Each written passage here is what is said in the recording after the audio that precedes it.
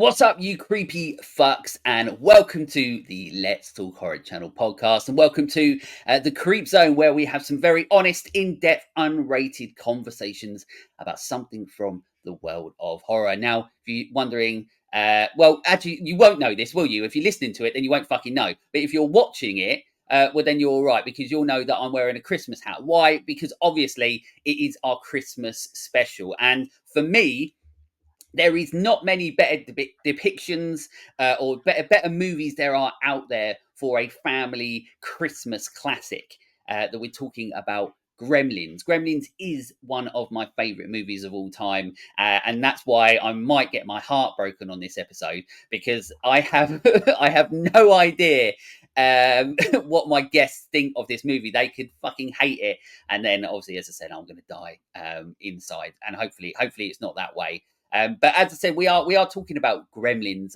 on this episode, on this Christmas special. Hence why I've got this stupid hat on and it's itchy as fuck. But with me, I have got a couple of absolute handsome motherfuckers from the Dewey Pod-Monster podcast. We've got well, I can see that it says Todd. I know it's not Todd, but it's John. We got John and Sean from Dewey Pod-Monster. How the absolute merry hell are you? I fucking hate Gizmo. He's a little son of a bitch, but I'm good. Oh, now my heart's broken already. Nah, I don't really hate Gizmo, so we're doing good, I think. Sean, I'm not going to speak for you. Ho, ho, ho. There Sean's we go. Already gotten into the whiskey, so. He's already got into the whiskey. He's already got into the Christmas spirits, as they say. I'm going to say this would be the best podcast ever if all you said for the entirety of this episode was ho, ho, ho. Ho, ho, ho. Just like the Santa and Santa Claus, too. And it would be great if we knew exactly what you were saying every single time that you did it. And we were like, oh, yeah, I get it. That would we just What's that, understand. Boy? We should have planned this out Santa better. I know. This could have been epic. That's it. As we both did mention as well, that this will be my first, unless I'm wrong, but I've done so many episodes, I don't know, but this will be my first three-way on the show. So it's a full-on sausage party, as John said earlier. So yeah, first three-way that we've ever had on the show, and I couldn't think of a better couple to share my first three-way with. That sounds fucking weird, doesn't it? It's fine. It is Christmas. So if I'm going to have a three-way, I would prefer to be with the two gentlemen in this room right now. Well, there we go. Look at that. I don't know if I share that, but I'm here for the ride. I don't believe you. All your dreams come true here. Literally. That's it. So like I mentioned, obviously John and Sean, they are from the absolutely fantastic Dewey Pod-Monster podcast. They are going to absolutely promote the shit out of it later on.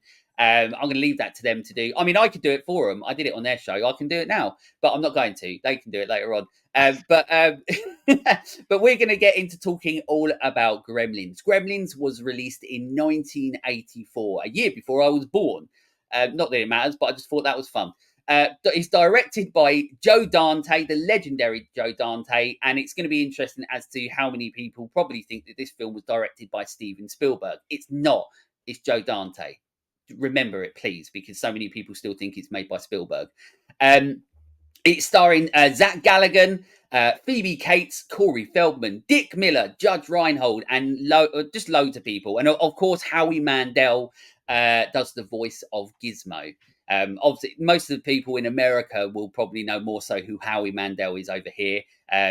Nobody really knows who he is over here, but I do, because he does a podcast and sometimes I watch it if I can be bothered. Unless you listen to our show, then the only person you know out of that group of names is Dick Miller. So absolute legendary. That's it. And my obviously, favorite Dick. Your favorite Dick. That's it. And obviously, we're getting to talking about the performances. Obviously, performances on this show is such a huge part of movies and talking about it. So we'll get into that as well. On IMDb, it is 7.3, whatever it is, out of 10. I don't fucking know. And 86%. On Rotten Tomatoes. So, I mean, it's still up there for a film from 1984. People still bloody love it, and so they should. Google synopsis-wise, this is the worst Google synopsis I've ever read. And even from the first line of it, infuriated me. It's fucking bollocks. But I'm gonna say it anyway. Gremlins follows the life of a boy. That's the start of it, which is mental. I mean, he is a boy, but he is also a man. He follows the Just like life of most of us.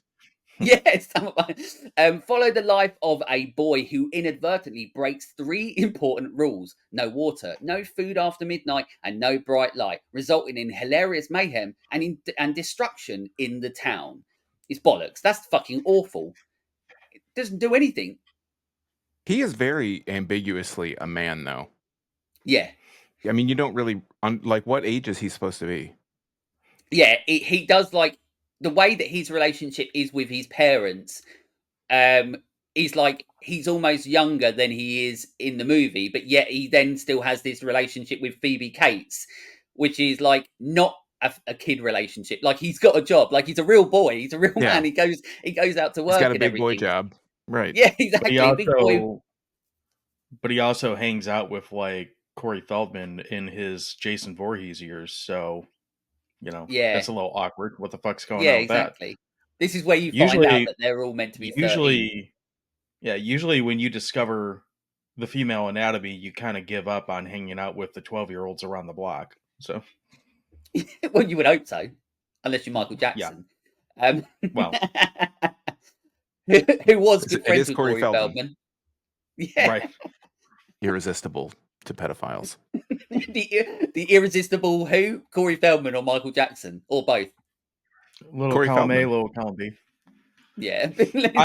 I would say Corey Feldman too, especially Corey Feldman now. I mean, his rock band is definitely a rock band. So Irresistible. That's the name of the band it should be called, is Irresistible. sure, let's go for that. So why not?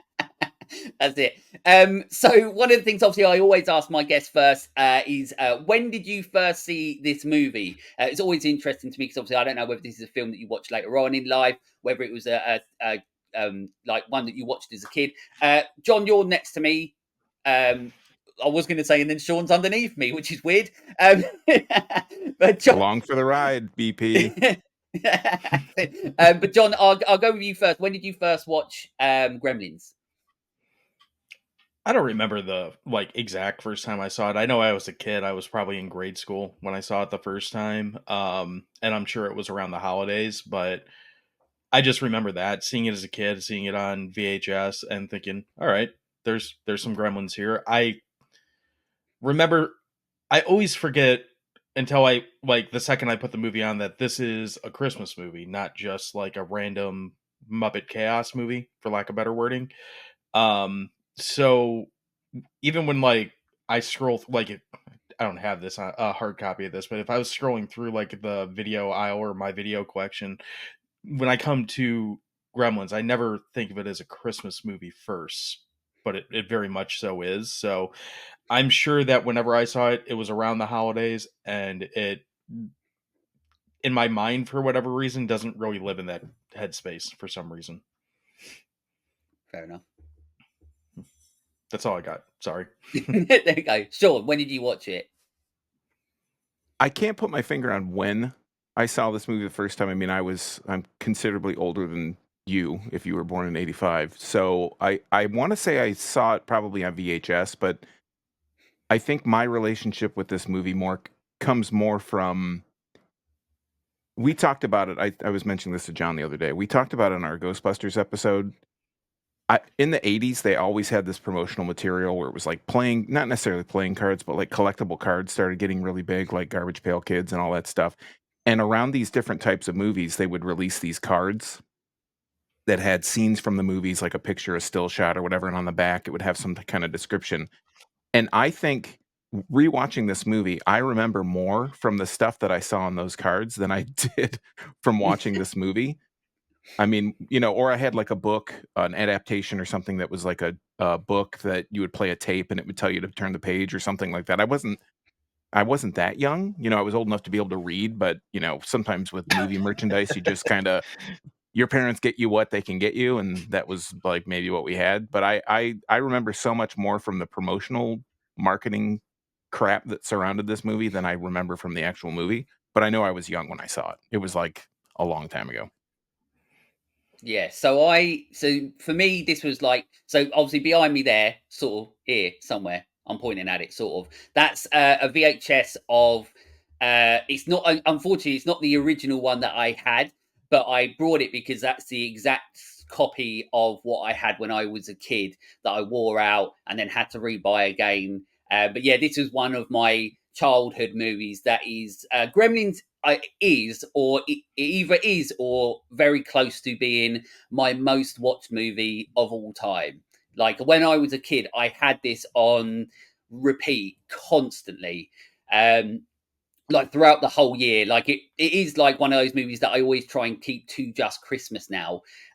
Because it's now, with my daughter and that, it's now like one of our Christmas sort of movies, Christmas horrors that we go to. But as a kid, I watched it constantly.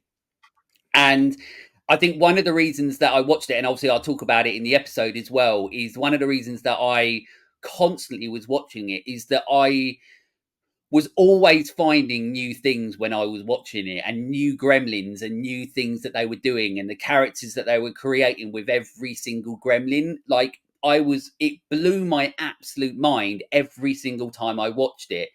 And it was one of those like really early movies that I watched that made me like fall in love with like practical effects and how they created it. It was one of those movies that like my jaw dropped the first time I watched it, and even when I was watching it for prep for this, even though you know God knows how many times I've watched it, I was still sitting there going, Jesus, like, fuck, this is so fucking good. Like, how do they fucking make these things be so good? And it just takes you back to being that kid again when you're like, how? Like, they created this in 84, and still to me, to this day, they are some of the best looking practical animatronics that you'll ever see. And the life that they put into them is absolutely fucking mental. Like, it just blows my mind. It's like just absolute wizardry. I mean, I could be talking shit. Nobody else might think the same, but you know what I mean. It's funny you say So that because go on. am I?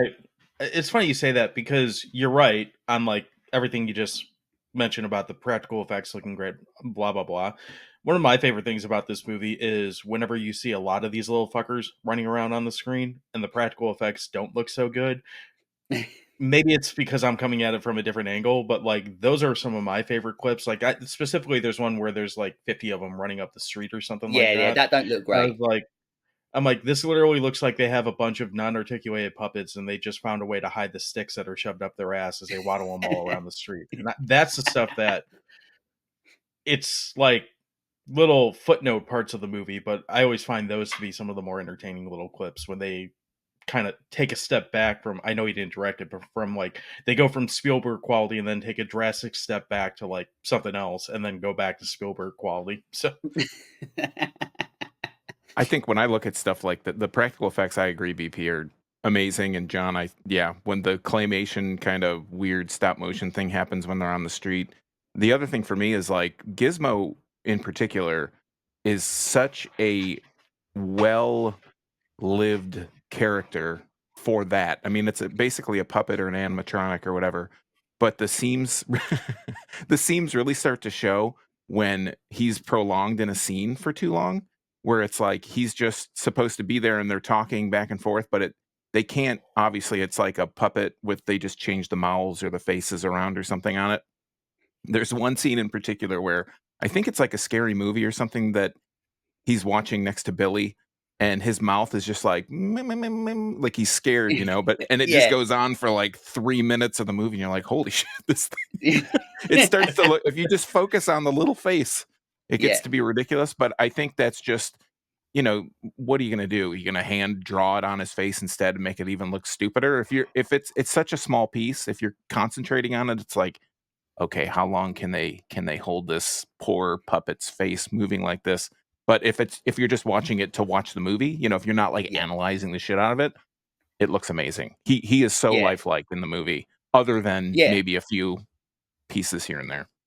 Yeah, you're right. And it's funny because after all these, like I do that now when I watch the movie where I'm purposely trying to look out for things, and you're exactly right. But I also love how they've sort of almost planned, not for every single time, but they've almost sort of planned for people that may do that to add those extra layers of character or realism to Gizmo, and loads of little things that I noticed. Like I think it might even be in that scene you were talking about, but they're in bed.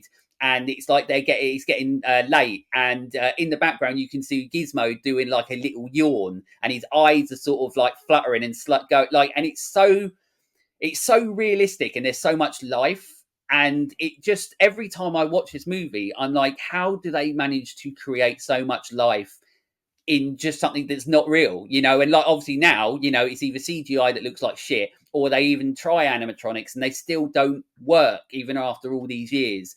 And then back in like 1984, we had Gizmo, and then everything else happens in the movie as well. But at the start of the movie, obviously, I was going to say, yeah. Gizmo's mouth moves more realistic than mine does most of the time. So it's kind of impressive, And I think the thing, going just to your CG comment and the current day animatronic stuff, I think the thing that Gremlins gets right, and Gizmo in particular specifically gets right, is that it's not a creature that you've ever seen. They're not trying to replicate a person, because you can't, like, that would look ridiculous. Like, John shared a thing on Twitter, X, whatever you want to call it, of Dr. Chalice and the lighter in front of his face, that thing that you posted.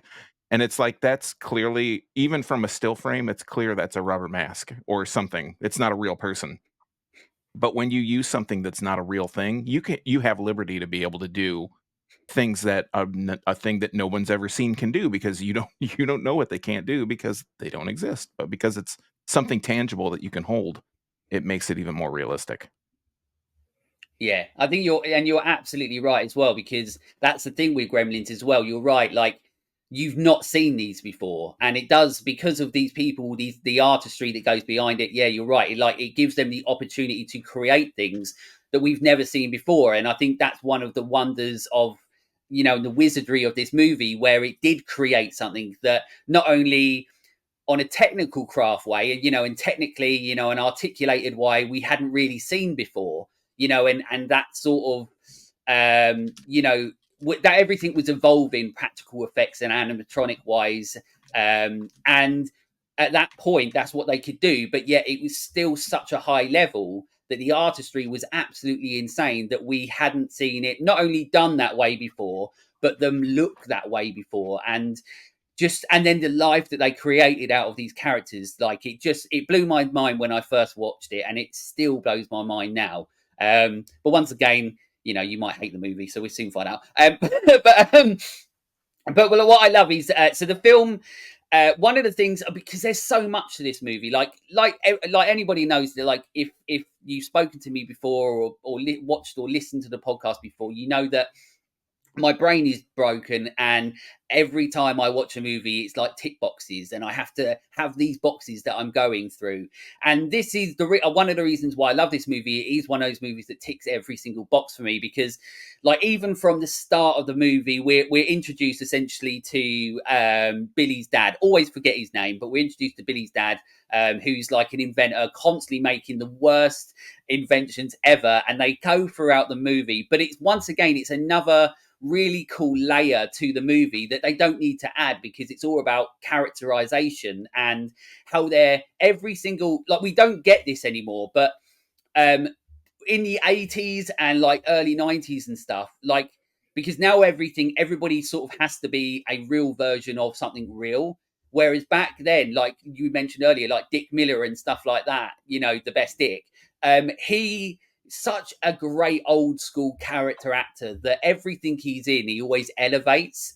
And I love Dick Miller, and that's what everybody in this movie does. Like, and we got that in the 80s, where every single person who has a role in this movie is a character, and they drive it. And I love that we have the dad who creates these useless inventions, but it didn't even need to be there, but it's just such a cool idea for just one part of one person's character in the movie. And then he goes to Chinatown, but it looks fucking gorgeous. Like, it's such a very, like, Spielberg looking, and I hate saying Spielberg all the time, because this is a very Joe Dante movie. I think what makes this Joe Dante is that it's definitely a lot weirder than what Spielberg potentially sometimes goes to, or it's probably a little bit darker than what something Spielberg would do, especially with Phoebe Cates' character, because she's fucking depressing. Well, the Chinatown is like, it's Blade Runner level, futuristic New York with all the, or think of like a noir movie.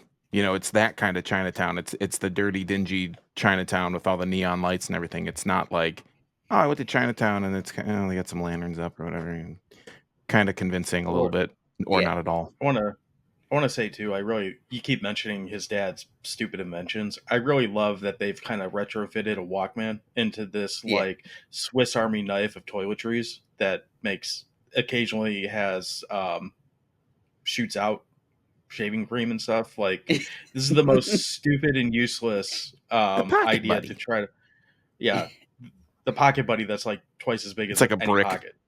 Yeah, so literal. Brick. You're right. And I do like his pneumatic hammer that comes up later in the movie, which was also in a Simpsons episode, like even after that. But his inventions might be one of my favorite like B characters throughout the rest of this film. So, and I love how supportive they are of his shit inventions as well. Oh, yeah. Like, they're just like, maybe next time, Dad. You know what I mean? And his wife is just so supportive, and she's almost like, just let him get on with it, because just let him try and figure it out. He'll get one, and it'll be that one thing that will make him rich forever. But obviously, it don't happen. We saw the sequel, and it still doesn't really happen. But yeah, so we're introduced to the dad who's going off. He's trying to find a present for Billy, who, once again, we still don't really know how old he is. So he's trying to find a present for his son. They go into this shop, and basically he ends up stealing a mogwai in a way, which is the breed, I guess, or whatever, I don't know what it is, but whatever it is of what. Yeah, species. There you go. I told you I'm dumb as fuck. But that's what. And a fantastic band. Just saying. Yeah. It's a good movie in its own right, too. Well, there's only one reason Species is a good movie, and we all know what that is. Michael Madsen. No! the woman's tits. What was her name? Natasha Hendricks. No, I don't. Michael Madsen. Henstridge. Michael Madsen's got some pretty great tits too. I mean, the fact that I pulled that out of my brain knows where I was when that movie came out. But yeah, so obviously, he gets this mogwai, he takes it back to Billy. Gizmo's absolutely like, the cutest thing you've ever seen. It's bloody brilliant. And then he just basically builds up this relationship with Gizmo. And it's a really nice relationship. But one thing that I absolutely bloody love about this movie is that it has rules. And the rules are like the Google thing that everybody's probably forgotten already. Very questionable. Yes. Very questionable, We'll yeah. So they are rules. BP. Yeah, absolutely. Because they don't necessarily live by the rules. But I like that there are rules. So one of the rules don't even fucking make sense by their own rules. So no, of course they don't. No, it doesn't fucking make sense. But I love it. But you can't get them wet. You can't give them food after midnight, and don't shine bright light on them. Yeah, exactly. If you do that, shit hits the fan, and that's what happens in the movie. Basically, Gizmo gets water on him. And then he starts popping out these mad balls everywhere. They remind me of mad balls, just bouncing around everywhere. Anybody that was in the 80s and 90s will know what mad balls are. Everybody else is probably just thinking I'm talking about testicles or something. And then they're bouncing all around the room. You want to hear a good band? My mad balls. You want to hear a good band? Go check out Madball. They're a fucking great band. I tell you what, when you said that, all I want is for them to have those YouTube videos where, like, I like watching where people absolutely stack their fucking balls on their skateboard or something on the railings, and I just want to hear somebody going, "Oh, my mad balls!" I don't know what YouTube videos you're watching, but I've never seen this before. Just videos about balls, apparently. Is that what you searched? You go to YouTube and go to the search bar and put in videos about balls. Yeah, I just type in mad balls, and then that's what comes up. Just people going, "Oh, my mad balls." if it doesn't after this video, I don't know what. Well, I don't know what. But so then it obviously all goes completely tits up, and then we get a really cool bit where it goes full on Alien, like full on Ridley Scott, because they're all cocooned. These mad balls then turn into these, as I said, alien egg thingies, which look great. And I think from that point onwards, once we start getting there, I think that's when you start moving into like the Joe Dante territory, rather than it feeling like very Spielberg-esque. You know, like the start of it feels very Spielberg. And that's, I think, why a lot of people might get confused to go in, oh, it's a Spielberg movie. And then I'm like, no, it's not. But then it does start moving into sort of, gone. Well, I was going to say, the other thing that's very confusing to a lot of people is this is like produced by Steven Spielberg and his name is all over it. Yeah, that's the problem. It's like Steven Spielberg's Gremlins. Well, shit, like I would assume that he directed it. If I didn't, if I didn't know. If you didn't just know, going into it. But yeah, I mean, like you said, the beginning part is that very idyllic, stylized Spielberg vision of America, and then it goes, as you said, tits up. So, and then it becomes the Joe Dante thing. So I could see why people are confused. Yeah, absolutely. And you're right, because if you look at this movie, and then like you said as well, what film did you just fucking say that I've forgotten already? What film did you say that was like it? Poltergeist, The Goonies, Back to the Future. Like, if you look at all the posters, it's always Steven Spielberg and then Little Ryan Presents and so on like that. And then you're like, oh, it's a Steven Spielberg movie. But all of those movies, you know, obviously directed by someone else. It just goes to show how important. There's a lot of Argento movies like that too. Yeah, absolutely. Well, like Demons, like wasn't directed by him, but everybody that's the big one that comes to mind.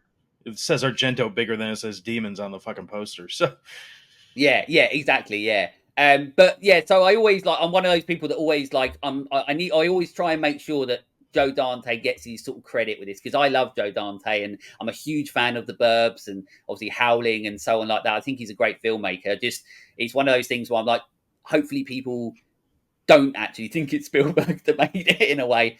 But yeah, so it goes completely tits up, and then the Gremlins become, like we've already mentioned, like these fucking long-armed, really tiny-legged monster sort of things, and they look great. They're led by Stripe. And they're all characters, and they're all like created to be individual things. And I absolutely love that, because every time we get to spend a little bit of time with one of them or two of them, it's always so different. And they're the way the characters or their mannerisms or the way that they react are so different every single time. Like Stripes the badass, you know, and you've got like the miserable fucking one that's got the grumpiest looking face and so on. I love that. And that's pretty much essentially where the movie goes, is that it just becomes all absolute chaos, where these characters are essentially trying to escape the grasp of these fucking gremlins that are just going to go around and cause chaos, have a good time, and kill everyone. And I love that. Yes, you do. And you can tell it's peak 80s because, you know, the anti-authority figure has a mohawk, which was like the scariest hairstyle to, you know, the suits or whatever, normies. Yeah, that's it. If you see somebody with a punk sort of hairstyle, they're like, stay away from that guy. From him. Cross the street. Yeah, he's trouble. He's got mad balls. That's a serial killer right there with some mad balls. Just ask him to show them to you. But like I mentioned, this film is a really nice looking film. Like, it's a very, like we've already mentioned a million times, it is very Spielberg, but it is also very Joe Dante as well. I think the lighting in this movie is absolutely stunning, and I think that's one of the things that really helps sell the creatures, you know, where it's, you know, very lit really well. A lot of it is sort of in the shadows, which really, really helps sell the realism of what, you know, the animatronics and the gremlins themselves. Obviously, that will help it. But also back then, what I loved about practical effects back then is that the people that created them were so proud of them that they were happy to show them off in all of their glory. So it wasn't like where everything was in the shadows. It was all like whatever lighting fit the scene. If it was daylight or bright or in the snow, and it shows everything. they were still happy to show the Gremlins because they were like, this is the best we can do, and it looked absolutely amazing. And we obviously got that so much in the in the 80s and so on like that, and as they evolved. But the film looks absolutely stunning, and every time I watch this movie, it really does take me back to that time of filmmaking that we don't really have so much anymore. Films look very formulaic. They have their own sort of look now, so to speak. Especially all the hipster horrors that keep coming out now, where they're all negative and pessimistic and don't have any hope of them, and they all sort of look the same. Whereas back then, movies like this is what they look like, but they look so cinematic. And I always feel like this is sort of a lost art of filmmaking, which is a bit of a shame. They do a better job these days with snow. Yeah. It looks like snow. This looks like dirt, like white dirt that they just sprayed over everything. Has that kind of like except for when it's on its car, and except for when it's on its car, and then it looks like spray on like foam. Yeah, or like the icing shit that you spray on your windows to make it look like they're frosted. Yeah. I mean, you can tell it's like 80 degrees when they're filming this thing, and this poor guy's running around in his parka. I'm late for work. It's like sweat's pouring off of him. It's supposed to be like 10 degrees out here. I know, and he's only like 12 years old. How? Right. It's amazing he got a bank job. Yeah, big boy job. Exactly. He's there on work experience with his dog. So there's loads of, like I mentioned as well, like there's a lot of cast in this. And what I really like about this, and I've already mentioned, I love the fact that like back then we used to have, people creating characters, or there was more characters in the movie that had their own little subplots and so on like that, or their own, they feel like you mentioned about, Gizmo in a way is very lived in and so on like that. The characters feel like that in this themselves as well. Obviously, Dick Miller, he's the local sort of drunk, so to speak, but we know that he's had a past, he's had a history, and we don't really get that. This film is really good at telling you a little bit, but not enough, and then it makes you think about it. So, like, you've got Dick Miller where he has that scene where he's too drunk to drive, and he sort of tells you a little bit about his dark past. Or Phoebe Cates, like I mentioned earlier, who's so sort of depressing in this movie because she's so different to the generalized female character that you would normally get in these sort of, she's not like really bubbly or anything. She's talking about a dead dad or whatever it is and so on, or being really depressed and saying how much she hates Christmas and all that sort of stuff. And I really like how it just gives you those moments of like where you like learn a little bit of a backstory, but then they're like, but it's too depressing to tell you everything, so we're not going to bother because it's a Christmas movie. And that's something that Joe Dante is always really good at. Like when you watch something like The Burbs, it's like there's a lot of really dark elements or moments to The Burbs, but he always moves away from them sometimes and actually creates something quite light-hearted that even as a kid you're like, that's not too depressing. I mean, I didn't think that when I watching this again for this watch, I always knew, and I don't know how spoilery or if you give a shit about spoilers, but like the Phoebe Cates, my dad crawled down the chimney and he died in the chimney on Christmas or whatever. I don't know, like I mentioned how I kind of absorbed most of this movie. I cannot believe that I would have had, as a child, had like a promotional card that told me that her dad died upside down, breaking his neck or whatever in the chimney. Number one, how the hell did he fit in the fucking chimney?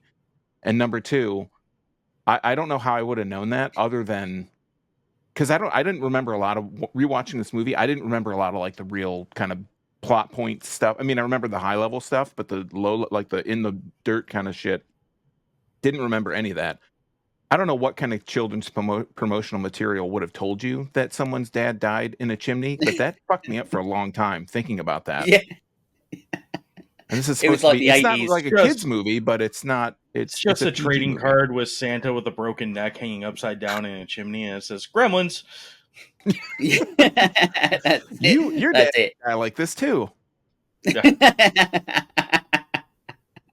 That's it. But yeah, you're right. There is just like there's some weird moments of like darkness throughout this movie and so on, and I really like that. And as you get older, when you like obviously notice those sort of things more as as an adult and stuff, and you're like, yeah, it's a bit weird to have it in the movie sometimes, but also it adds to you know, like what Gremlins is, I suppose, and how it's still to this day, like as an adult, I still watch it and I absolutely adore it. But now, you know, you can watch it with kids and they adore it for a different reason. And that's why I think, you know, Gremlins, the legacy of sort of Gremlins and the way that it's viewed and so on, like always lives on.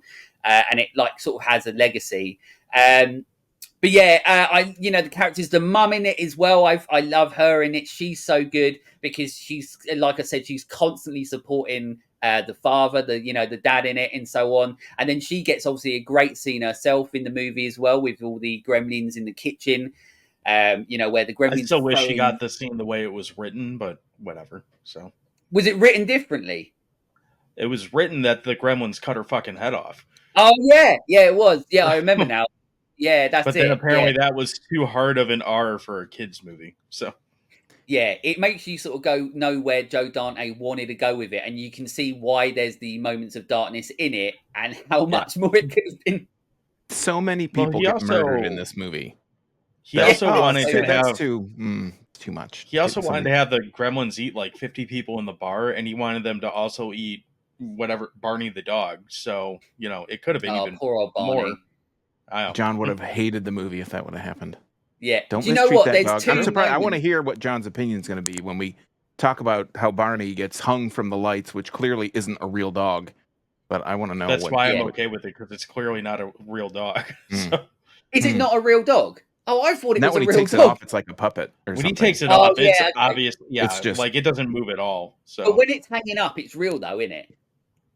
Like, I mean, maybe, but I'm sure whatever they did to hang it up there, I'm sure that dog is about as safe as any dog's gonna be. Okay, because there's two moments I always remember that got me when I was a kid, where I was just like, I wish they didn't put that in, and that is one with Barney the dog where he's hanging up, and I was just like, that poor fucking dog. Like, that's so sad if they did do it, but if it's not real, then it's fine. While we're on the subject of them potentially mistreating animals, they also tried to have the gremlins, when they're not in gizmo form, be played by monkeys in costumes. Yeah. I guess they brought one monkey in to try it, and it freaked the fuck out the second they put the costume on. They're like, nope, we're going to have to do puppets. So he's like, my apples. Yeah.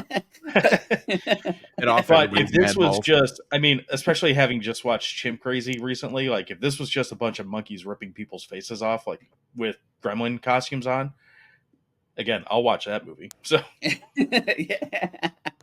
That's it. It's yeah, so you've got that, but also the bit as well that I remember as a kid that really upset me was when they bring Gizmo in for the first time, and they wrapped him up in a box, and I was just like, when it opens, I'm like, he can't fucking breathe, and obviously as a kid I was just like, oh, it's real, but obviously it's not.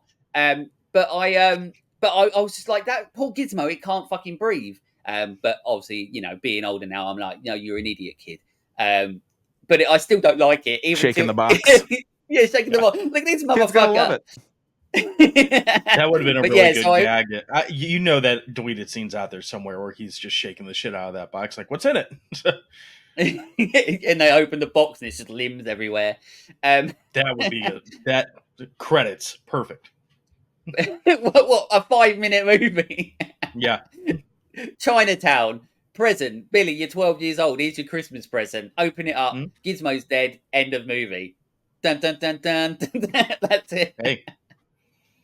Also, talking about that, with that thing, obviously I don't want to say too much. I don't want to get done for copyright. But this movie has one of my favourite scores of all time in it. Not just the theme, the iconic theme, but the music throughout of it. It's obviously by Jerry Goldsmith, who's done like a zillion things, like Alien, Poltergeist.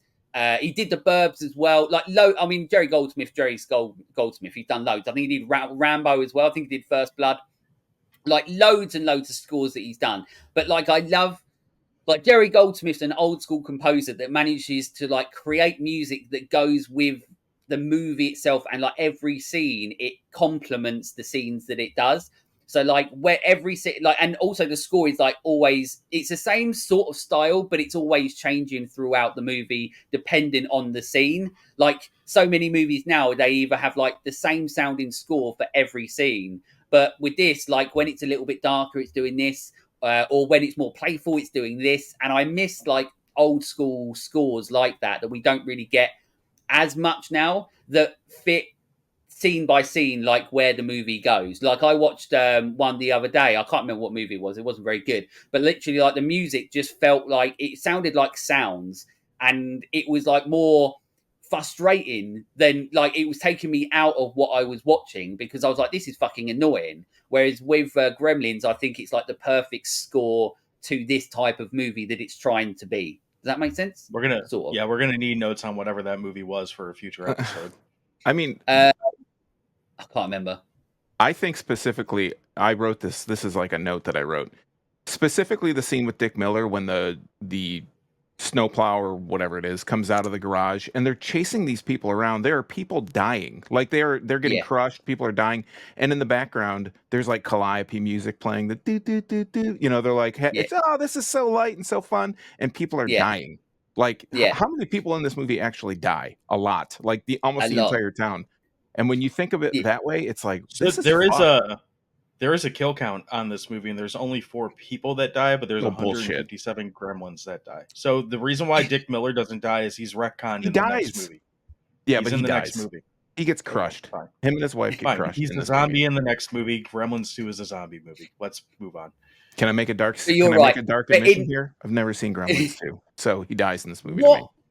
Oh, right. Okay. Well, I mean, you've got to see Gremlins 2 because it's not obviously it's not the same movie, but it's I love Gremlins 2. Not a lot many people like it, but I love Gremlins 2. I think it's just I because heard I it's more just love fun. yeah, I just love spending time with these like these characters. I love, as I said, like as a Little kid, it was bastards. one of those things that started my obsession with like you know how they create these and then give these things life and so on. And in Gremlins 2, there's loads more. Obviously, like I mean, there's an electric gremlin. You know, there's there's Well, it's like fucking loads of weird. sketch, right? Where they're like, "How about a Yeah. gremlin that wears a women's clothes?" Got it. Yeah. If anybody out there is seeing Gremlins 2 and you haven't seen that Key and Peele sketch, go and watch it because it's one of the funniest like sketches where he's going around the table and they're all putting out the stupidest ideas that are actually in Gremlins 2. And he's just like, it's in the movie. And it's such a funny sketch because you've got like, I think it's Keegan Michael Peele with, I always forget his name, but he's pretending to be Joe Dante, I think. And he's sitting there and he's just like, what the fuck? Like, it's a great sketch. But yeah, Gremlins 2, yeah, it's not as dark, it's more light-hearted. It's definitely, I mean, this is a family movie to me, but that one's definitely more like a light-hearted family. You've got a bat gremlin, a gargoyle gremlin, fruit gremlin, brainy gremlin. It's just fucking, it's mental, but it's not this movie. So I would say watch it, but Gremlins is, I mean, if you only watch one, watch Gremlins. But yeah, so the score's great, performance is great. The movie itself looks absolutely stunning. And I just I don't dislike anything about this movie, but I'm sure that you might dislike stuff about the movie. So I don't know if is there anything that you like about the movie that you don't? When obviously we get into our overall thoughts in a little bit, but is there anything that like really stands out that you like or don't like in the movie? I'm not going to go as far to say that it's a strong like or don't like, but the rules of the Gremlins, I mean, ultimately, this is at the heart of it. This is a kids' movie and it's a Christmas movie, so it's a lot of it. You just kind of got to be like, take with a grain of salt and say, yeah, okay, whatever, and choose if you're going to watch the movie or not. So, hear me out. The rules are all fucking dumb. Like, you say don't feed them after midnight. Okay, well, what time zone are these little bastards set to? And what time first? what time can they eat again? Yeah, what time is it no longer after midnight? And all that. And do they observe daylight savings time? Does this change periodically through so that's questionable. They say don't get them, don't get water on them. Well, pretty much with few exceptions, everything liquid is made of water. So let's just say if I spill a beer on Gizmo, is he going to also freak out because it's primarily water? But Or get fucked up. even if, well, that too. But like they're walking through snow later and nothing really happens. Snow is water. So there's, I guess, continuity with that. And then in regards to the bright light part, like, does it do anything other than make Gizmo's eyes spin around and get him like annoyed, or is that all it Melts is? them. Like, is he just Does he melt from it? At Okay, the maybe end. I forgot about that. Yeah, Spike, Okay, or so I always call him Spike. When Stripe yeah, gets his, it's because they expose him to direct is it sunlight. okay? Well, But it's I like, what's the clearly am not level? paying enough attention. Yeah, Maybe we're Yeah, too what's the level? We're too technical. What's the lumen output or something that we need to be able to? Can he put some sunscreen on and be okay? Or Yeah, sunglasses. yeah, And I do so love as well when they get light. I don't know if you noticed it, but when they get hit by light, it's almost as if they've been shotgunned. Like yes, like the bit in the bar when she's got the cat. Like I love that. There's a bit where she gets out and does it, and the guy, like one of the gremlins, just goes like against the wall, or like like with the stripe bit at the end, like he just goes straight into it. And I love that. It's another little moment in it. But now you've sort of like broken my heart a little bit because I didn't even, obviously I'm not clever enough to think about the snow, and I'm like, oh shit. That's all I thought about after the swimming pool, and they multiply like. I mean, that's an awesome. I really talking about scenes I Yeah, love is that scene with the swimming pool and all the lights starts changing this neon green, all the fog rolls in and everything, and they're constantly transforming. But how many of these things would be produced, and does it like dissipate the water? Does like the water for each one that's created, does the water go down? Like, does it dissipate or whatever? And yeah. At then what point do but they then there's stop not enough. multiplying, or does it? Yeah, And then they go out in the snow, and it's constantly snowing. There's snow everywhere. If you go by those rules, there it would just be they would take over the world within that night. yeah, yeah. The rules don't work, do they? again, It's it's kind of it's a grain of salt thing, and I'm sure when I saw it as a kid, I didn't think about any of that. But watching it this time, watching it as an adult, I was like, these rules don't make any one like. I don't know when this will come out, but I'm sure our episode on the substance will come out before that. And it's kind of like we said with that, like these rules are clearly set up with the intention for you to fail. Like there's no way that these three things are going to be something you can avoid in perpetuity for the existence of this creature. And Hey, the guy in whatever, I mean, I guess Chinatown did he? Because he gave it to some American well, he and didn't give it to knowing he him. was good. Well, He didn't sold give the it to kid him. did. Didn't he sell it to him? No, the kid No, stole it the and kid gave did. it and sold it to the dad. No, whatever. That's why he comes back at the end and he's like all pissed off. I mean, Yeah, you like think of it in the grand motherfuckers. scheme of things, these stupid ass Americans like destroyed this entire town in the span of days because And they species. couldn't follow the fucking rules. And the species. Yes. Of whatever these things are. So, And when they Yeah. transform, did they become like another class? Or I don't know how like that whole phylum thing works, but is that a nut like we have Neanderthals and we have is it Homo like sapiens and all that caterpillars stuff? turning into is a Well, it's the butterfly still a same. caterpillar? That's a good. Wow, that's. I don't know. I'm not a science guy, but I'm sure that they are. No. It's just a Although different talking stage. about science, I do love the science guy in this because once again, like I love Oh, that guy is definitely like a smooth motherfucker. Like he's not a nerd. Like he's not like one I of love those how he like doesn't give a fuck about like yeah, like this goes against all ethical concerns, but I'm gonna Right. just Let's stab do this it. thing in the hand anyway. So yeah, he's Let's make definitely more of like these one of if those we need people to. that yeah. yeah, he like finishes Oops. work and then goes doing his own sex experiments when he's at home with women and not gremlins. Obviously, I'm not saying he fucks gremlins, but what I'm saying is He that might. We just don't see that. well, We he don't get Just to might. see show Yeah, the it we to don't peach you. see pump it. scene at his house afterwards, like when he's home. Yeah. But I love the fact that like there's the little like things like that. Like he's a cool character, and I like the fact that once again he's just not like a science nerd. He's just a cool dude who like just does science shit and then obviously dies. But like you're saying, yeah, it's I crazy hope how that's how it was in the skit. They just write, do sign shit. Next scene. yeah, do science shit and die. But I Yeah. like Sean was saying as well. I do love the fact, like in my head as well, everyone is dying in this. So like there is so many people that die, irrelevant of what they said on whatever you said. 4 people died or whatever. I don't give a shit about that. Everyone dies in this movie, apart from the ones that you see actually survive. Well, apart from on Dick Miller, because we know that he comes back for the sequel. Sean, You can't I don't kill know, is Dick there Miller anything unless else? you can't Is kill there Dick any? Miller unless you're a No, killbot. So no, very true, or a very true. Terminator. So Or Billy Zane. in So I guess you Demon can Knight. kill Dick Miller. I should You probably can take that kill back. Dick Miller. You can't kill him if you're a Dick- gremlin. How about that?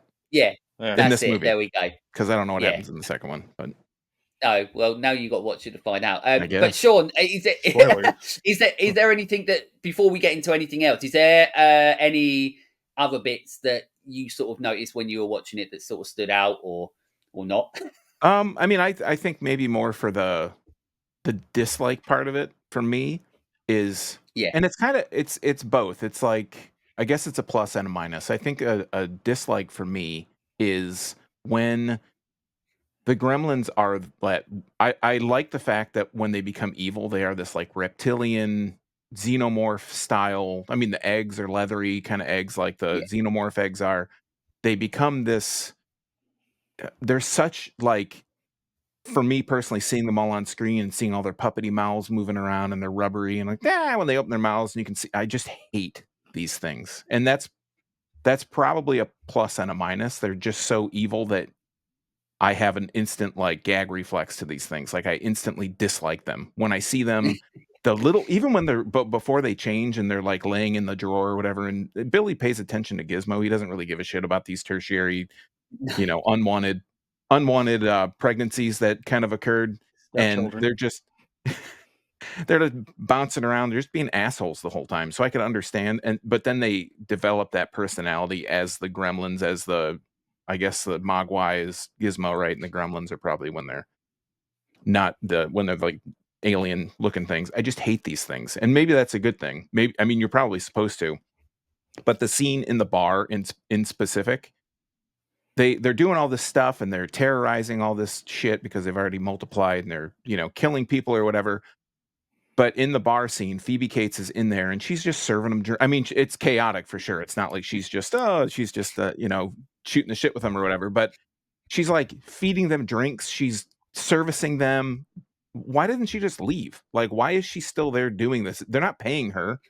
Like, what's the worst that could happen? You run out the door, you get killed, or you run out of beer and stuff or whatever they're giving them, smoking cigarettes, and they're acting like people, which I don't necessarily know if Gizmo seems like he picks up on what he sees. So like the scene at the end where he's driving the Barbie car, it's a direct reflection on the movie he was watching earlier, right? Where the guy's in the race car and he's driving around. But the gremlins are acting like, I don't know, something that they probably wouldn't have seen, even if they had like stored memory or whatever from Gizmo, because they're all descendants of him. He's trapped in this box in this Chinatown curio store. Like, where do they get this habit from, and why is Phoebe Cates catering to this? So to me, that was just aggravating. Like, number one, I hate these characters because when they're all in the movie theater or whatever, and they're in the bar, they're just total shitheads. And I don't know, that just it kind of really makes me want to see them be terminated. So the end, is fine for me. But there's just this irrational hate that I have for these things because just maybe the design, just the way that they act, it's a thing. It does feel like a missed opportunity that we never saw someone pick one up and just punt them. Like you'd want to do with Chucky or something. Yeah. Oh, for sure. Duct tape them to a closet or whatever. What was the funny thing is, duct tape them in a closet? Hang them from the pole in the closet or whatever, and just close the door. Yeah. The funny thing is that the way I feel about them is the exact opposite of how Sean feels about them. Like, I love every single thing that they do. Obviously, we get to my favourite scene in the movie a little bit later on, but it's already it's already the one that is Sean's least favourite. I just don't like people treating people badly, I guess. I don't know. Yeah, stop being such an asshole. Yeah.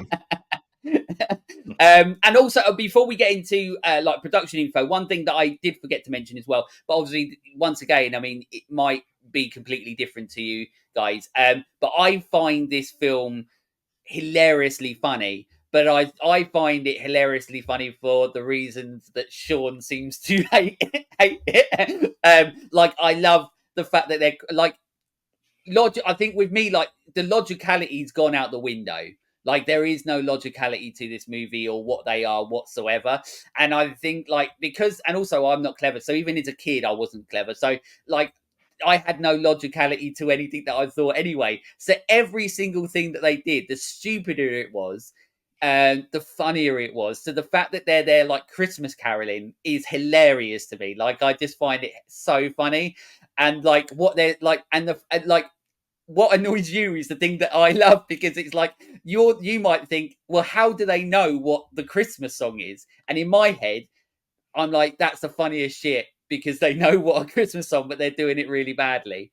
And I think the flip side for me, and it's not even like the ingrained knowledge or whatever, whatever they call that, tribal knowledge or whatever that they would just have to do this, but they're hellbent. They're just like machines of chaos. So Yeah. why are they? What's the motivation? I'm stupid. What's the motivation? What's the motivation for them to do this thing? I know it sounds stupid, but that's just the way that it plays in my head. And I wanted to ask you, because you brought it up earlier. You've mentioned you have these like tick boxes that you have for movies.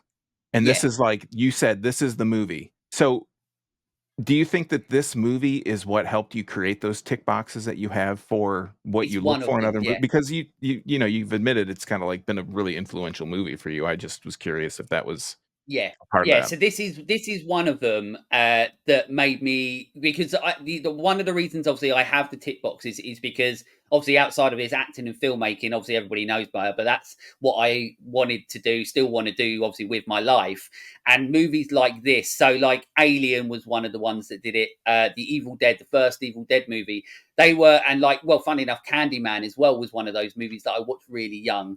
And those movies, as well as Gremlins, like they were movies that made me took notice of how films were made and what the effect that movies can have on other people.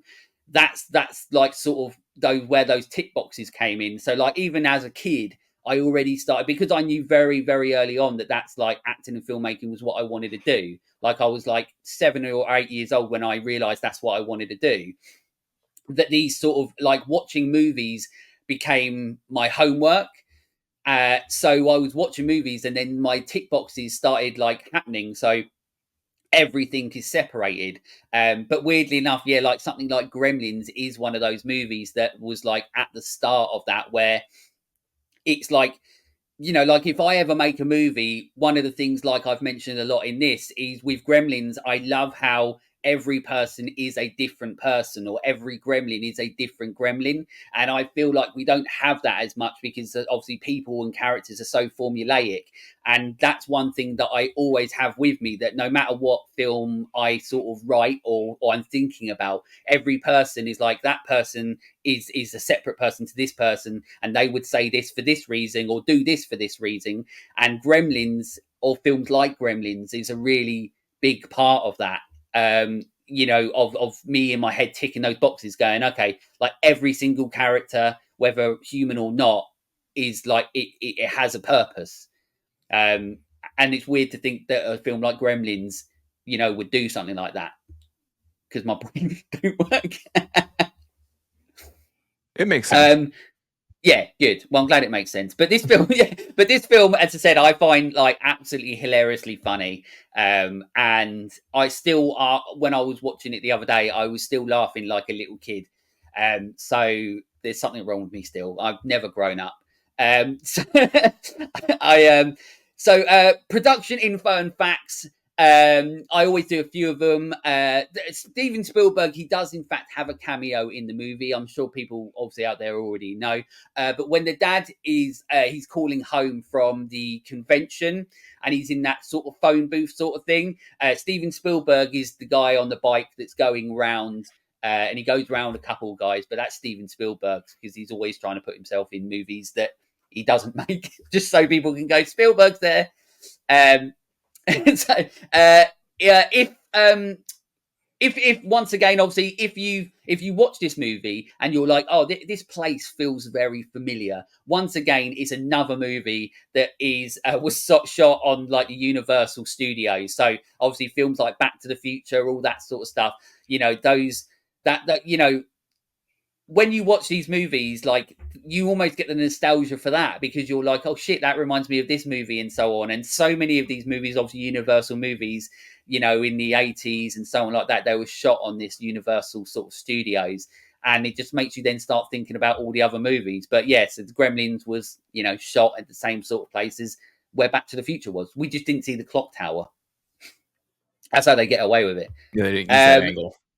Yeah, that's it. I did put in here about the script was obviously way darker, but you've already said it. But basically, Spielberg may have liked Chris Columbus. Chris Columbus, obviously, he wrote the script and the story in that. But there were changes and revisions made to tone the movie down. The original version would have probably been an R-rated movie. We're talking about Billy's mum's severed head being thrown down the stairs and Billy's dog being eaten. As Also, it should be. Gizmo was originally... Sorry? As her head should be.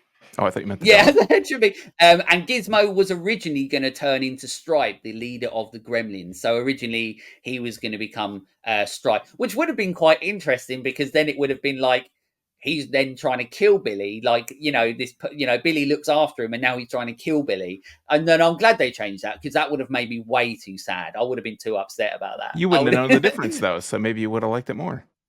Oh, yeah, maybe. Yeah, you're right. I wouldn't have known.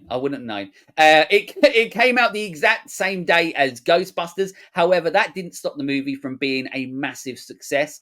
On its 11 million budget, in the end, Gremlins made 153 million domestically and 212 million worldwide. So it was a massive success. Obviously, Spielberg, as we know, would have been a huge part of that success because, like we've already mentioned, Spielberg puts his name to it. They put it on the poster. Everybody thinks Spielberg made it, and then they go and watch it. And then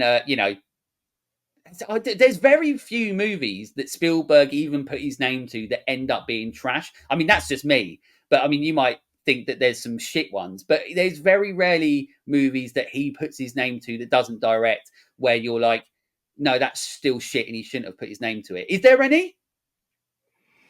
I'm sure think. There is. I'm sure there's a lot of them that I don't like for whatever reason, but I think they're all more often than not competently made films. But he's got so many things that his name's on it as a producer that he's got to have a few swings and misses in there. I suppose. I'm sure there's got to be something. Maybe I didn't like Ready Player One. I thought that was stupid. Oh, there you go. Good point. Yeah, that's it. There we go. Well, one that comes university. To my head, so. Yeah, that's the one. Thanks for killing that idea. Jeez. I'm sorry.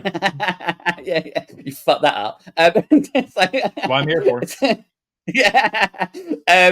The film helped create cinema history as because of this movie and Temple of Doom. The imagery in these and obviously the dark imagery in these movies, Spielberg suggested to the MPAA that they might want to create a new middle ground for such a film. Thus, later in 1984, the PG-13 rating was born. Over here, the movie was and still is a 15 because obviously our certificates are completely different. But for some reason, I sort of think it must have been a 15 because I've got the VHS there, so ignore me. Yeah, it definitely was a 15. But yeah, so with this and Temple of Doom, it sort of created cinema history by creating the PG-13 rating. However, over where neither of those are the first PG-13 movie. Do you know what the first PG-13 movie was? Go on, Runaway. Red Dawn with the sensational Patrick Swayze was the first PG-13 movie. Right. So I'm going to say something. Do you like Red Dawn? I like the original one. It's a little. That's what I'm on about. I'm afraid to watch it now because it might be a kind of like Idiocracy. It might be one of those unintentional documentaries that we haven't seen yet. But I like the original one. The remake is fucking garbage. So I realized I had never watched Red Dawn, and I watched it a couple of days ago, and. Yeah, it wasn't great. I felt it was so fucking weird. It was just weird. Like nothing made sense to me. I'm not going to talk about Red Dawn, but I just wanted to know what. Like, I just wanted to know if you because I didn't like it, so I just wanted to know if you liked it or if it was just. When we get to like how we feel about this movie. My feelings about Red Dawn, although not nearly as strong as your feelings about Gremlins, is probably in the same ballpark. Right. Okay. Fair enough. Right. Well, there we go. Well, let's just get into that now anyway, because we've done the production stuff. Let's just get into overall thoughts on the movie. John, we might as well start with you then, John. Go with your overall thoughts on Gremlins. Gremlins is, my overall thought with this is a fun movie. I think the thing for me, this movie very much so lives in the zeitgeist with movies like Ghostbusters, movies like Beetlejuice, and they're those kind of like soft intro to horror movies where, depending on which flavor you like, I think for a huge portion of the horror community, this is probably one of their gateway movies that got them into horror even before they realized they were watching horror. It wasn't for me per se. Like I saw it around that time, but I think it was already distracted by Ghostbusters or other things when this, around the same time when this came out. But I think that if I had to take a guess, that's why this movie has such the fascination with it that it does. It's right at home with stuff like that.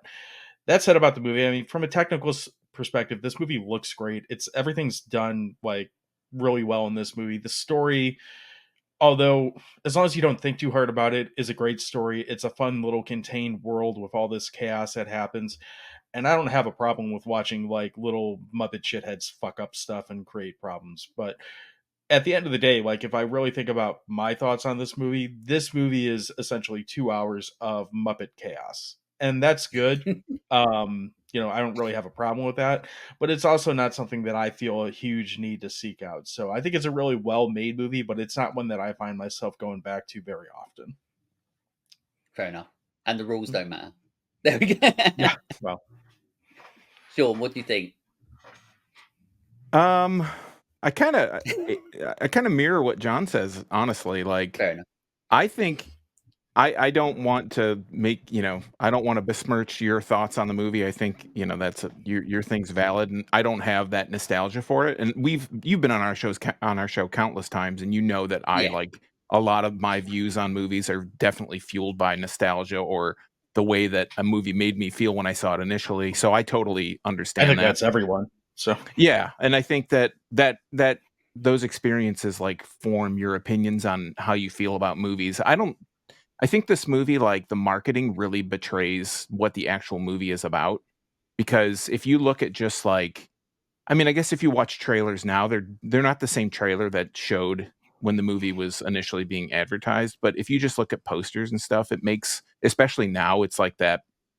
I think one of the big images is like Gizmo coming out of the box, like the shoebox, Yeah. or they have pictures. They really focus on Gizmo. And I think Gizmo is like, you mentioned earlier, like the script changes were that they were going to make Gizmo turn into Stripe, which again, I almost said Spike because that's for some reason he just lives in my memory as Spike. But Gizmo is like the unfallible tower of virtue in this movie. He does everything that he's supposed to do. He is like, there's not a bad part of this character. All the other gremlins, they sabotage the clock to make it look, so they can eat after midnight.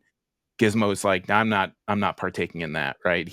They do the bad stuff, they terrorize him. He's like bullied by these things, and he's just like, I'm not going to be that thing.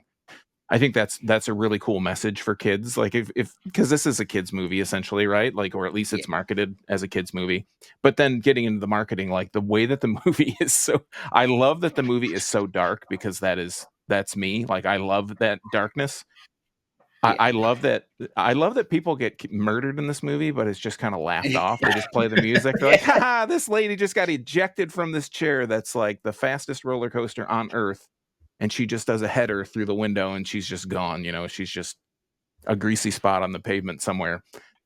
But at the same time, it's like, man, this is really fucking dark for a kid's movie. There's so much shit that happens in this. And I just, like I said earlier, the gremlin part of these characters I just despise. Like, and that's a good thing for the movie because that, gives you like a vested interest into like what's going on in the movie. But as an adult watching this again, I'm like, this is I don't know. It's not something I feel compelled to watch again. Maybe I'll watch it with my daughter because she was like, "Oh, you should. I wanted to watch that with you." And I don't know if she's joking or not because that's just how she is. I won't say what I was going to say in case this ever gets back to her, which hopefully it doesn't. But anyways, like, yeah, I don't know. I don't feel like some of the set pieces look really good, but then some of the day stuff on the lot look, because that's snow, to maybe it's because we live in a region that has a lot of snow, it just doesn't look like snow and it makes it look kind of gross. But I do like the costuming. I think all that stuff looks really well. But like I said, if I was just going to sit down and watch a movie, for me, Gremlins isn't a movie that I'd watching alone that I'd pick up again and be like, yeah, I'm going to watch Gremlins, because I feel like I've only seen it once before, and this is probably like my second viewing. It didn't leave that big of an impression on me because I couldn't remember 90% of the stuff, but it's been so long since I saw it. Just as an adult, I'm like, maybe just not for me. Well, there we go. So there's a reason why normally what happens, because normally what happens is I get a guest on the show, but I ask them what film that they want to talk about, right? and this is another example of why I do that, because obviously I Gremlins is and I'll go into it, but Gremlins, I basically said we're going to talk about Gremlins because I love it, and obviously it's a Christmas episode, and Gremlins is a Christmas movie to me, and obviously it is a Christmas movie, and it's horror adjacent. It's part of this sort of kids horror, sort of like you said, a family friendly horror. If it helps, I was on your Christmas episode last year, and I didn't pick that movie either. So. Didn't you? Oh shit! Well, I'm really bad. Well, next year you'll. Well, normally what happens is that people pick the movies that they want to talk about. That's what normally happens. But apparently, to John and Sean, it doesn't do that. The rules don't work. I told you the rules don't work. But this one, I was just like, I want to talk about Gremlins and so on. And it's obviously backfired. But I don't think it has. I don't think it has. That's not true. Yeah. No, I think. The good thing. By the way, we're not shitting on this movie at all. No. Like, this movie, again, personal preference aside, this movie really doesn't do much, if anything, wrong. Like, all the stuff that we could say that, like the snow or the technical stuff, a lot of that has to do with the fact that this is a movie from 1984 that was probably shot in 1982, 83, and you're not talking. There's different limitations than what you would have if this were to come out in 2024. And if this came out in 2024, if this were a modern take on Gremlins, I can almost guarantee you I would hate it. But I don't feel that way at all about this movie. Yeah, and to say like me saying this, the snow looks like shit. That doesn't. That has no bearing on how I feel about the movie as a whole. It's just like those are specific things. Yeah. And also what's funny is that the snow to me looks so good because we don't get any snow over here. Yeah, that's what I was thinking. So I'm like, oh, it's fucking real. They're going to be doing snow angels and shit in it. But we don't get any snow. So to you guys, you're like, oh, what is this fucking shit snow? What is this? Like, what is this white sand all over the place? Yeah. To me, my eyes are glistening and everything. I'm like, oh, wow, look at it. But yeah, we get fucking no snow over here. But overall thoughts for me, I don't really need to go into it too much. This is, as I said, one of the earliest movies that I ever watched. It is a really important movie to me on a personal level and nostalgia wise, because obviously, it was one of those movies like Sean, you asked as well. It's one of those movies that sort of started me on my journey of going, oh, I'm so in awe of this and how it is created on a technical level that it makes me want to do this. But for me, as a movie, I always say, sometimes when people say, if you had a song that was you felt incorporated who you are as a person and to put that out there, so to speak, if somebody asked you that question, I feel like Gremlins is one of those movies for me. I feel like Stripe, weirdly enough, even though Stripe is hang on, Stripe. Have I said that right? Now I've got myself confused. It's Stripe, yeah. Stripe. Mm-hmm. Yeah, it is. Not Spike. Not Spike, that's it. I got myself confused. But with Stripe, it's really weird, but his chaos and the way that he is, I genuinely always, as a kid, I was like, that's me. As a kid, I genuinely thought Stripe was a gremlin representation of me. And I liked that he was anarchy and chaos. And that's who I always was as a kid. And even now as an adult, I love a bit of chaos and a little bit of anarchy and so on. And when I watch it now, that's all the gremlins that are creating this chaos in the ways that they do it. I love that because I want to do that, and as a kid, yeah, exactly. Just don't get put in jail, but that's it. And so that part of it, when I'm a kid and fell in love with it then, it still stays with me now. like I've said, and like John and everybody, we've all said, like the film itself, like in regards to how it's made, it's phenomenal. I love the lighting, like I've already mentioned. It has that old school Amblin 80s sort of style movie look that he's just doesn't really get represented in movies nowadays. It just looks stunning. I've already mentioned a million times, I love all the characters and how they are all individual people and characters, and how everyone is separate and has their own stories or who they are as a person. And like I said, we don't really get that anymore.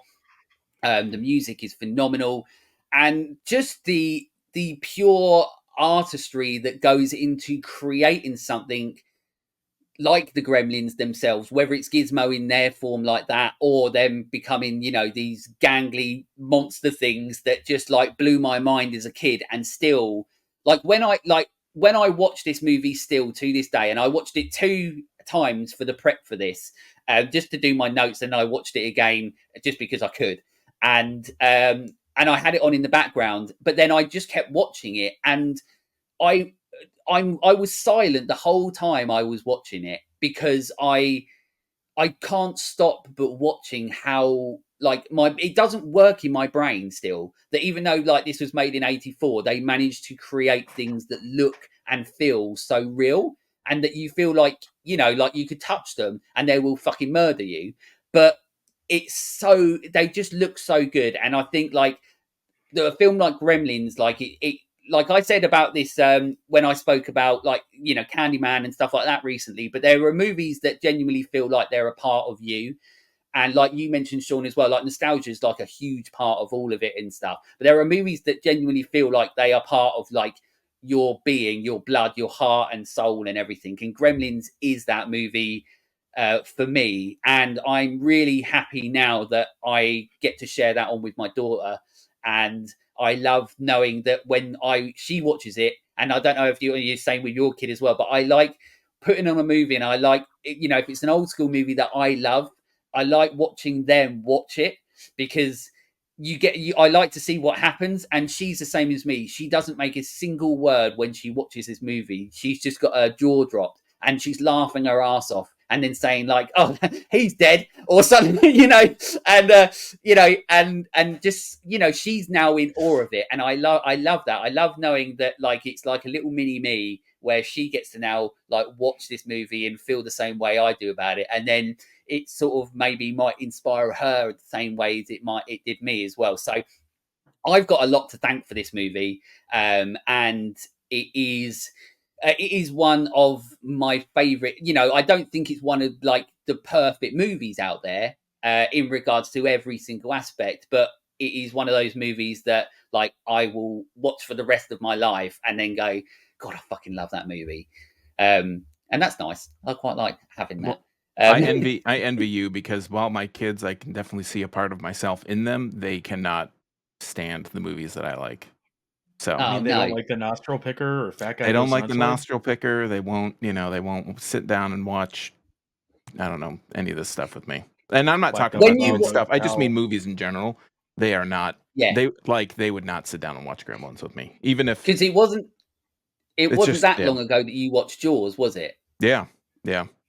Did they watch it with you? No. I watched that like I had a day off, or everybody was. I watched that alone. I watch a lot of these movies very solitary, because unlike you, my kids cannot shut the hell up when I'm watching a movie. Which they're well, that's why we put on movies so much. Oh, she's the opposite. Yeah, that's it. She just wants to watch movies all the time, like all the time. Like tonight, we'll watch a movie, and then she's pissed off that she doesn't get to watch another one afterwards. And that's, I mean, I couldn't be more grateful for that. But like, yeah, knowing now that she gets to be, and we watched it on VHS as well not long ago as well. And I was waiting for her to go, "This looks like fucking shit." Yeah, but then she, at the end of it, she was like, "Oh, I didn't even notice," and I was just like, "Oh, you fucking liar!" Well, you get so engrossed. That's great. I mean, if you get so just into it that you don't even notice the flaws of quality like that. But no, I mean, we can't sit with a movie. My older daughter asks questions about everything. So it's like I am watching, especially if it's the first time. What's going on? Like, I don't know. I am watching. This is the first time I'm seeing this with you, and partially to blame. And John knows this. but my wife loves to watch Hallmark movies. And I don't know if you know like Hallmark movies, but we have Is like that like the Christmassy sort yeah, of they're like movies, or Christmas like the love romance movies? movies. Yeah, where they're all like very, like you say, formulaic. This is always 1 + 1 = 2. That's like always what the Right. movie's about. They are the exact same movie with just different like little plot changes or scenery changes or set changes or whatever. And I partially have myself to blame, but me and my kids, when we watch it, just goof on it the whole time. And my Yeah. wife, I'm sure, like hates it. And It's now like furious. yeah, and she probably feels the exact same way that I do when I watch a movie that I want to watch when my kids are constantly making comments about, whatever. Yeah. Kids are funny. Kids are Yeah, funny. they definitely are. That's it. That's And do one you way know to what? put it. This film's bloody funny, and I bloody love it. One thing really quickly, I always ask. Obviously, it might be more difficult for you. Well, it might be easy for you to know. What's your favourite scene in the movie? John, what's your one? If you've got one, if you can think of one. Gremlin in the microwave. There we go. That's a good one. You don't see Sure. enough. Frankly, you just don't see enough microwaves used for death instruments. So it's nice to see it. So it's creative. Go on, Sean. What's yours? It has to be the pool. That whole Yeah, transformation that's a cool scene one. in the pool. Yeah, that's like the scene that Yeah. sticks out for me in this movie. The lighting's great. I love the fog and everything. But what I love about that, and once again, it becomes about those little moments, because like I said about Gizmo, where he's in the background yawning and his eyes are like closing. When Stripe nearly said it again, but nearly said Spike, but when Stripe goes into the water, Who? when he's sinking, he's holding his nose.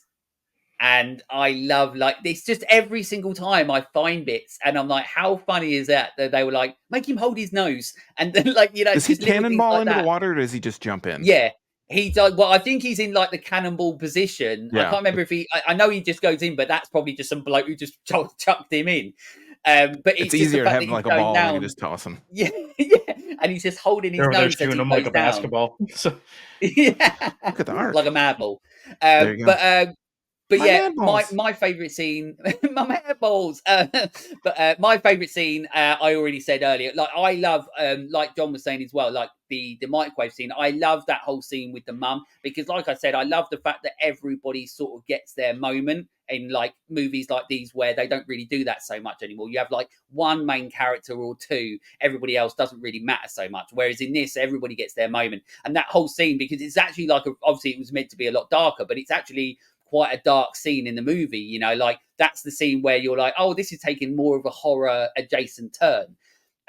But yet obviously they've still got these googly gremlins, like, you know what I mean? But I that scene I love. But my favourite scene is actually, obviously, like I mentioned, the scene that infuriates Sean, so to speak, which is the bar scene.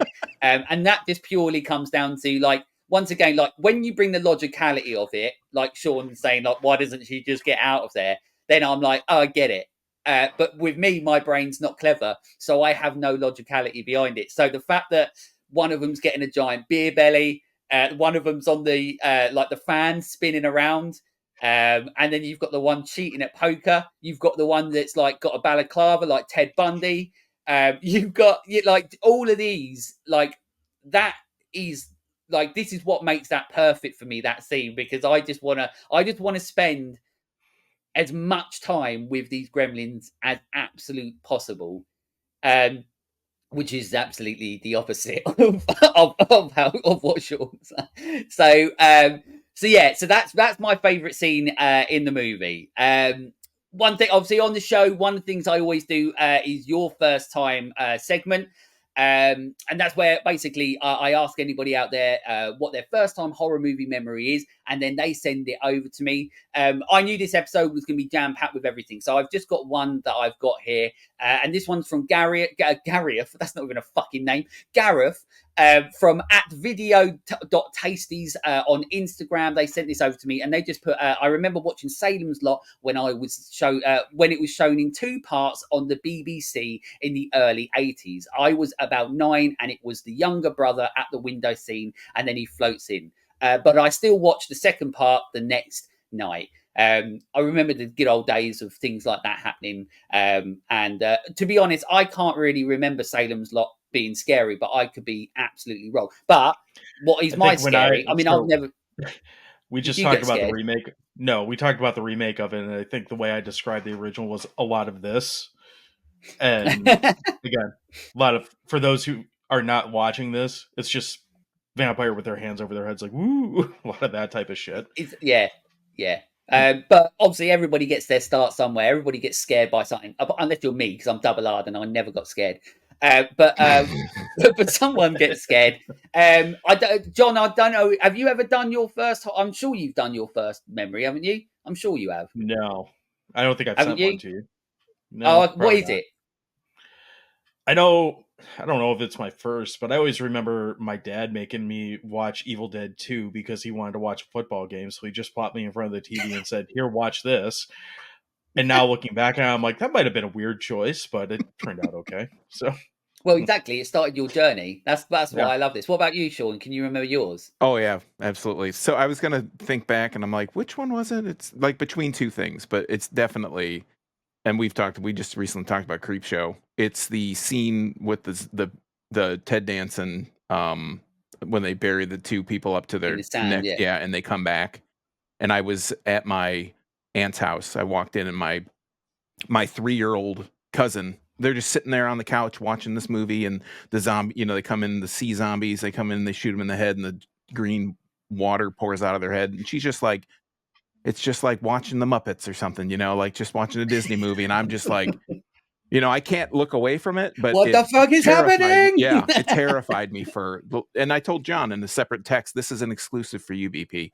It made me, I don't know why, this doesn't have anything to do with it, but it made me check in the toilet when I took a shit, or I had to look behind the shower curtain every time that I went into the bathroom for like probably a good 15 years. I mean, it took like a long time before I would not look behind the shower curtain, because I don't know why that had like why that creep show segment had that effect on me, but yeah, it really, that was my first like awakening to, like you said, what the fuck is happening here? What, oh my god, what am I looking at? Is this real? Yeah. I also, as well, I can't help when you said that, but think of like now going to the toilet and seeing Ted Danson Ted in the Well, just toilet. come to come up and grab my mad balls, like, Oh, yeah, not the mad balls. You yeah, got to be careful. That's didn't it. even have to Well, send there it we mad go. balls at that point, but Yeah, yeah. Thank you for Gareth from Video.Tasties over on Instagram for sending that over. And then obviously thank you, John and Sean, for sharing their first horror movie memory. If you want yours read out on the show, it's free. It don't cost you anything. It's basically essentially free promo. So there's no reason not to fucking do it. But just send it over to me. Just go into any of our socials and send me a DM, and then I just add it to the list and then read it out on the show. I absolutely love reading them, because obviously sometimes then it makes me get nostalgic for the movies when I first saw those for the first time. I love it. To be fair, it's quite selfish. I do it because I want to know, so I read it and then I get to share it on to everyone, because that's the way it works. So there we go. So that's everything about Gremlins. A movie that I definitely love more than John and Sean. But obviously they both still respect it, and that's the main thing as well. And they do have some love for it, which is always nice. I just know next time I just have to ask you what movie you want to talk about rather than say let's do Gremlins. But now, John or Sean, we made you watch Extras, so if anything, oh we're still fucking hell, yeah, I paying know. that off. I almost blocked that from my memory until you brought it back. That's what I'm here for.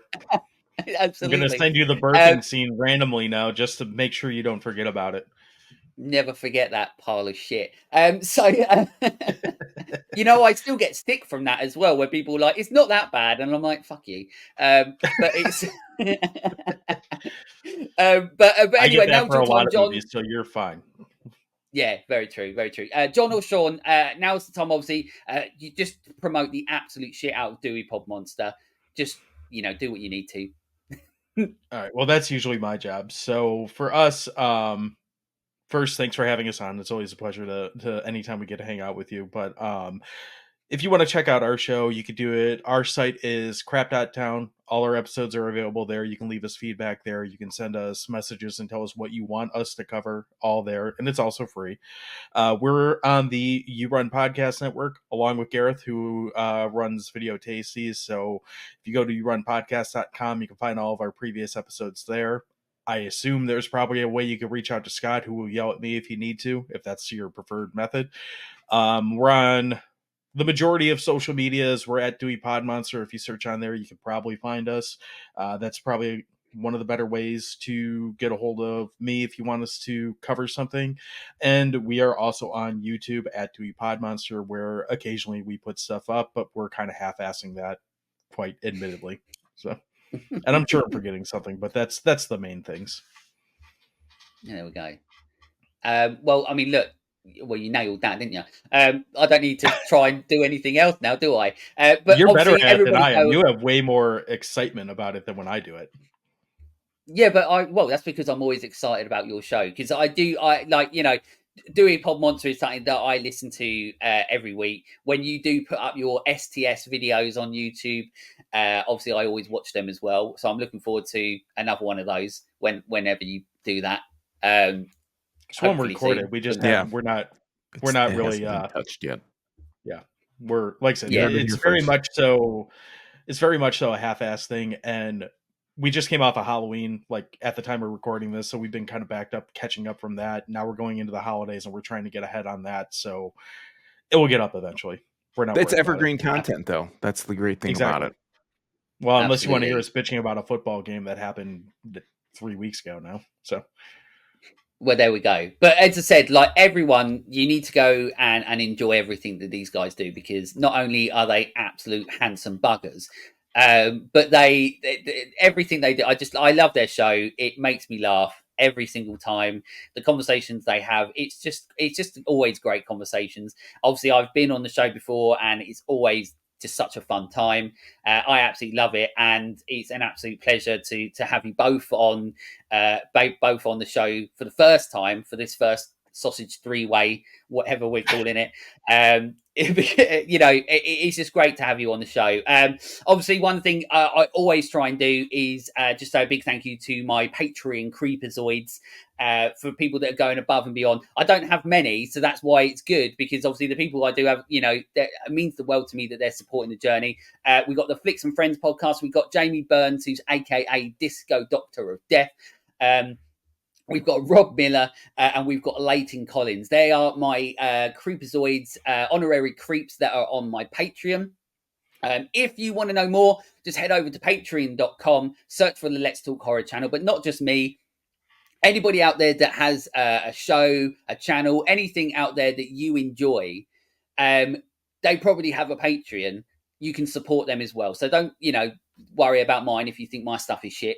Have a look and see if somebody else has got a Patreon that you can support, and you can go in above and you know, support people's journeys as well. Obviously, like Dewey Pod-Monster, we're on the socials. We're on all the podcast platforms. If you want to listen to the audio, make sure you subscribe on YouTube. All that sort of fucking shit that everybody else says that I don't know what I'm doing, because I'm old. I don't know this shit. But also I don't give a fuck. So so there we go. So that's it. So that is the Christmas episode, all about Gremlins. I hope you've enjoyed it. If you haven't, that's on you. But Gremlins, as I said, it is just, I mean, look, I love it. It's truly an absolutely movie that I have so much joy about. And it's a Christmas classic for me anyway. It's a bloody Christmas classic. So thank you so much again to John and Sean for coming on the show. It means the world to me that you're both here. I know it's early for you guys over there, and you know, I appreciate it, because it's not that early over here. It's around dinner time, not far away from dinner time. Well, thanks for letting us touch tips with you. Thanks for touching tips, talking about some mad balls, and and that's it. Whatever happened to mad balls? Hopefully people know what I'm talking about, and I'm not actually talking about actual balls. I don't want people to think that I'm just talking about some weird looking balls. Like, people look it up. If people here thinking that I'm talking about testicles, don't. I'm not. I'm talking about mad balls. Oh yeah, all right. I'm talking about testicles and dicks and all that sort of stuff. Anyway, right. Well, with this being the Christmas episode, obviously, look, everybody have an absolutely bloody lovely Christmas. If you celebrate it, if you don't, I've said it now, so it's tough. But have a great Christmas, everyone, and until next time, stay creepy, fuckers.